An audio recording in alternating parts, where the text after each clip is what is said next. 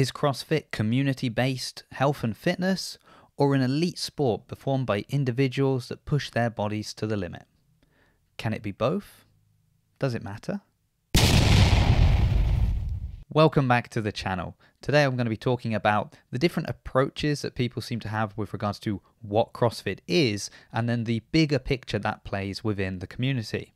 So before I mention who we'll be talking about, I just wanted to say a big thank you to everyone who subscribed. I have now managed to hit 1,000 subscribers, which is great, and it'll be great to see how far we can push this thing. But today I wanted to share some examples of things that were said by Ben Smith, Lazar Dukic, Justin Berg, Justin Medeiros, Justin Kotler. There's something about the name Justin and CrossFit. And even some comments made by Todd Melanie, the Chief Marketing Officer of Noble, and how that plays into this kind of bigger picture idea as well. So I wanted to kick off just by showing why Ben Smith decided to start a podcast. Yeah, sure. We kind of, and I think one of the big reasons we started it was we saw like the whole CrossFit space kind of just trending in a different direction than it kind of started with. I think you guys all see it too. You guys have been around for a while, so I don't think people know what CrossFit is anymore. Tell me what you tell me about that. Let's explore that a little bit. Sure. People don't know what CrossFit is anymore. Like new people, you mean coming into the front door, like they think they're at a shooting range and they're at a gun shop, like. I mean, people walk. I don't know why people walk into the gym or email the gym and say, "Hey, I want to start CrossFit." Like everybody has a different reason, and I don't know what it is. I don't know what their background is with CrossFit. And it's like, it's our job when they walk in to teach them what this is that they're doing. And I think you can come into a gym and you can be at a gym for 6 months, a year and a half, 2 years, and not really even know what CrossFit is. You just go in and you get a workout. Right. It seems like you're just kind of like, I'm coming in, I'm doing a fit class. Like I just work out for 20 or 30 minutes. I sweat and I go home and I feel better about myself.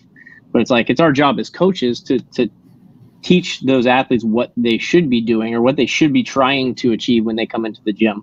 Even if it's something that they might not want to do, like they might not want to do try a handstand push-up or on the wall or something. They might not want to ride the assault bike. They just want to ride the bike or something. And it's like, it's our job to expand their sphere of whatever they know and whatever is comfortable to them and push them a little bit in all of the domains and kind of teach them what they're doing. So it's a really good way in the podcast too to talk to everybody in your gym without talking to everybody in your gym. So we do that a lot too. So Ben's comment's interesting, isn't it? People doing CrossFit without really knowing what CrossFit is. And I suppose it opens up to the question of what is CrossFit. You could look at something like CrossFit in 100 words. You could focus in on the nutrition side of things, the movements, the playing sport. We could open it up to the community in general. That's something we're very proud of within CrossFit, is our local affiliate and how we can support them and just being prepared for anything that life might throw at you. And when we think about that kind of community element of CrossFit, CrossFit St. Albans is a great example of that. They had the fire, it was burnt down. I did a video on that. But within a day, they raised more than £20,000. Now, would they have done that had they not been an affiliate and they were just a local gym in the area? So for most of us, I think that kind of encapsulates what CrossFit is. But is it the same for those that are competing at the games? Is there still this link between the original CrossFit and the CrossFit Games? Because CrossFit would tell you that it's definitely still there. In fact, they just put a video up on YouTube, the relationship between CrossFit and the CrossFit Games. And the idea is that the Games is just the greatest expression of CrossFit. And definitely that's how the Games started. It was just an expression of what was being done at the local affiliates, and they all got together to show just how fit CrossFit had made them. But is that still the case? For example, if we are focused on health, what about the athletes? Is that their focus? Well, it's interesting that in a recent Morning Chalk Up article, Lazar Dukic was quoted as saying, "I didn't start CrossFit for health, I wanted to make the games." So the drive is performance, not health. Now, is there any problem with that? Well, it was interesting to note an observation made by Justin Berg when talking about the use of PEDs in CrossFit. So I think that's an issue that we've got to overcome, and I don't have a simple answer, but it starts with coaches making sure that they know that that's a penalty. I had a conversation with Eric O'Connor, who used to run the CrossFit competitors course for many years. Yeah. And, there would frequently be athletes from other parts of the world that would show up and say, I have questions about dosages for different things. And the first, don't you know that's not allowed? And the first question, and they go, no, I didn't know it wasn't allowed. In fact, I came because I wanted to be well informed about how much is too much and how much what are the right approaches. Wow. And so that's somebody that obviously is not training at a licensed affiliate. They're not training with a CrossFit coach. They're not training with a health first mindset that is being indoctrinated in that. They're coming in with a performance first, sprint to the finish line at all costs. And that's not congruent with CrossFit's overall training message. So, of course, if someone's focus is purely on performance, the potential side effects of using PEDs maybe wouldn't be a concern for them. Now, we're not saying that everybody who's focused on performance means that they just go out and inject their bodies full of any substance, but you can see Justin's reasoning when he made this statement. And this performance over health attitude does have a knock-on effect to the CrossFit community as a whole. For example, we've mentioned CrossFit in 100 words. Well, that was actually recently posted on CrossFit's Instagram page. But what happened in the comments? Well, it was full of people pointing out the irony that CrossFit Games athletes, well, their nutrition didn't look anything like what was written here, because they are fueling for performance in these events, not health. And that could be a problem for somebody who just follows them on Instagram and just copies what they do, and they see them eating a certain way and think, well, it works for them, I'll do the same, when obviously there is a difference between what they are doing training-wise and what the majority of us are doing. And if we're being honest, for the majority of us that train at affiliates around the world, our diets are not perfect. Maybe they're a lot better than what they were, but we're still only human. But let's shift our focus then to the affiliates, because the community is something we're always proud of within CrossFit, both at the local level and globally. But what about the Games athletes? Do they share that same level of pride that we have for our local affiliate? Well, obviously some own their local affiliate, so they probably do. But what's interesting is that Mike Halpin pointed out in a recent article this growing number of unaffiliated athletes.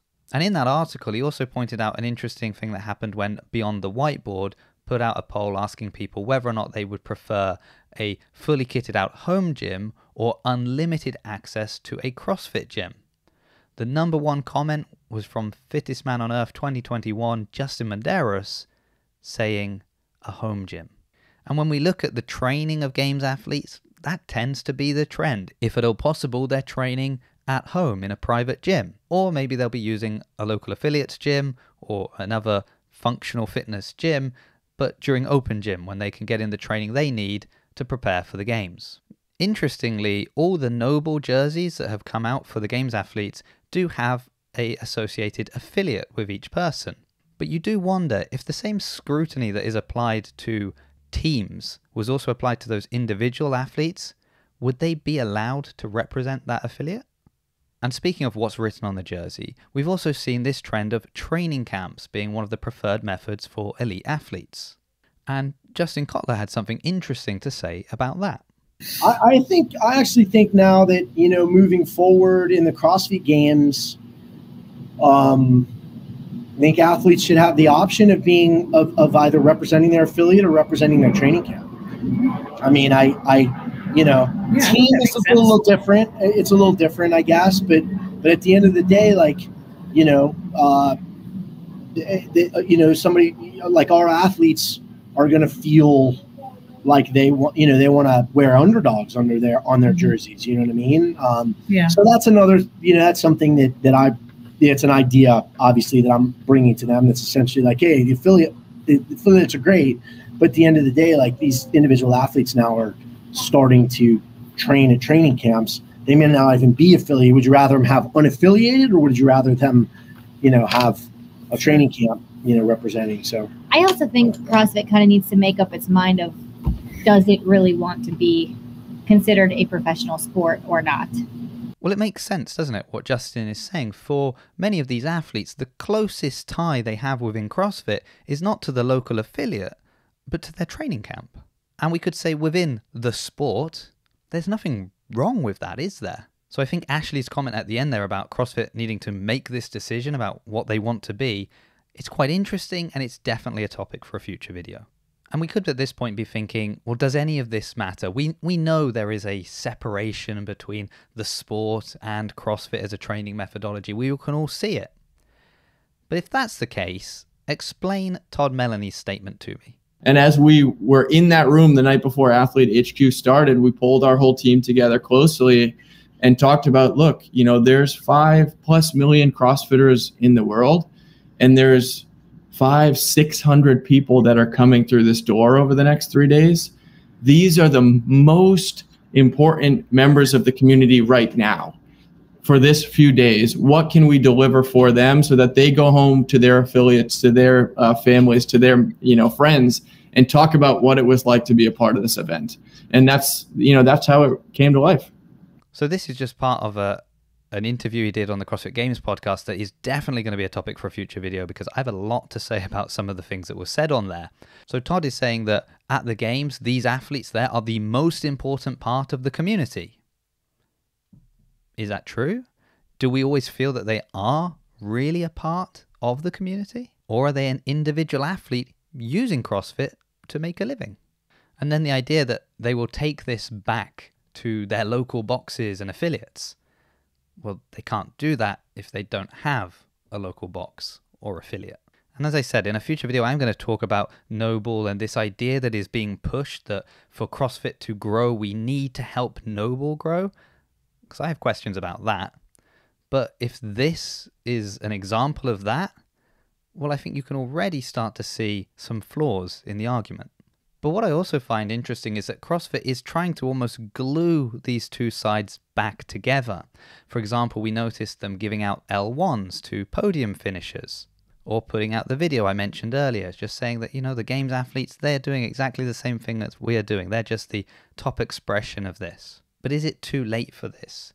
Is CrossFit, the methodology for health, fitness, and community, and the sport of fitness, already too far apart to ever be reunited? Or maybe is it time for there to be a decisive break between the two things? Let me know what you think in the comments. Thank you so much for watching, and I hope to see you in a future video.